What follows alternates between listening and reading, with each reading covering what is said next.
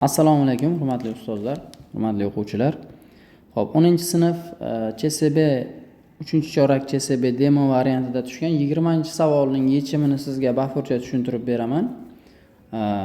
Demak, o'sha mulohazali yuqori ball beradigan masalalardan biri. Bunaqa masalalarni ko'proq o'sha milliy sertifikat savollarida ham, ayniqsa 30-31-savollarda uchratishimiz mumkin. Xo'p, masala sharti shunday: shahar markazida tomoni 12 metr bo'lgan kvadrat shakldagi marmar maydon barpo etildi. Maydon markaziga tik kuzatuv minorasi o'rnatildi. Xuddi shu gapgacha bo'lgan ishlarni bajarib olsak oldin. Demak, mana bu kvadrat shakldagi marmar maydon, kvadrat desak, xo'sh, o'rtasiga mana bu bitta, demak, maydonni A, B, C, D deb olsak, A, B, C, D va bitta kuzatuv minorasi o'rnatilgan. Xo'sh, tomoni kvadrat tomoni 12 ga teng. Xo'p, ketdik bo'lmasa. Minorani mustahkamlash maqsadida degan, minorani uchidan kvadratning uchlariga bir xil uzunlikdagi 4 ta arqon tortilgan. Demak, shu minorani mustahkamlash maqsadida, demak, minoraning tepaki uchini K deb belgilab olsak, past demak o'sha O nuqta desak, demak, tutashtirib chiqamiz bir boshdan. AK kesma, BK kesma, masalan, CK kesma va DK kesmalarni tutashtirib chiqamiz. Xo'sh, bu ko'rinib turibdiki, demak, ABCDK bo'lgan nima? Xo'p, piramida, to'rtburchakli, asos kvadratdan iborat bo'lgan piramida bo'lib qoldi. Arqonning uzunligini masala shartiga 13 debdi. Arqon uzunligi 13 ga teng. Xo'sh, bo'lsa quyidagilarning qaysilari to'g'ri degan masala shartiga. Minoraning balandligi, ya'ni minora balandligi birinchi o'rinda OK masofa.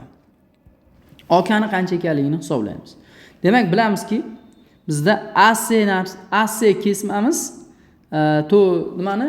Kvadratning diagonal vazifasini bajaradi. Demak, kvadratning diagonali AC kesmani bilamiz, uzunligi 12 ildiz ostida 2 ga teng. 12 ildiz ostida 2 bo'lgani uchun 6 ildiz ostida 2 yu 6 ildiz ostida 2 bo'lgan ikki qismga ajraladi.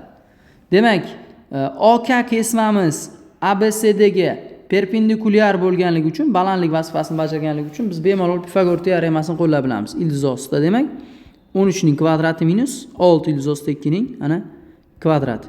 Hisoblasangizlar, menimcha javob ildiz ostida 97 chiqib qoladi.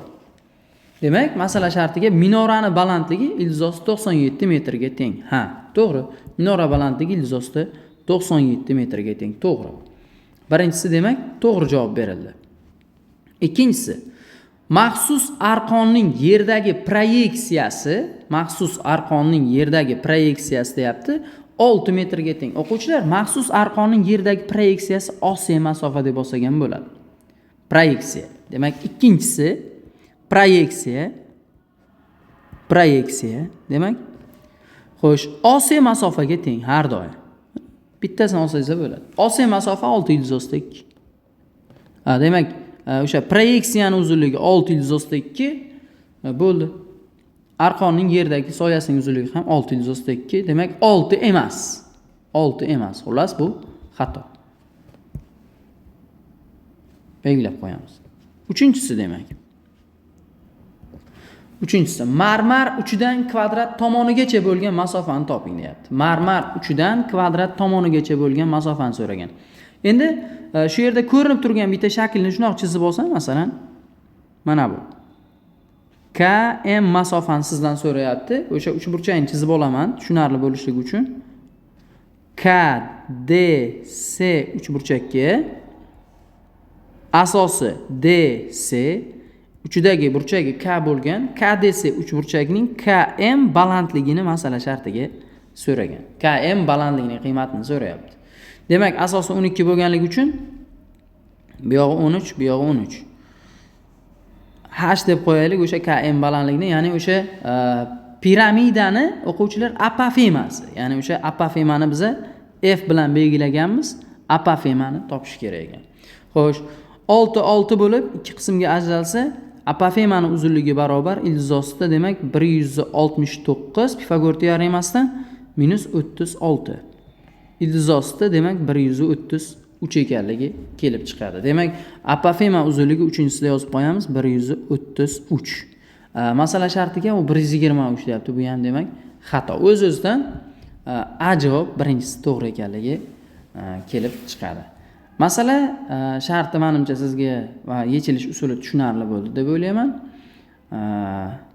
Yana qiziqarli savol va matematikaga doir misol masalalar bo'lsa, kanalimizga bevosita ko'rib o'rganib olishingiz mumkin. Sog' bo'ling, salomat bo'ling.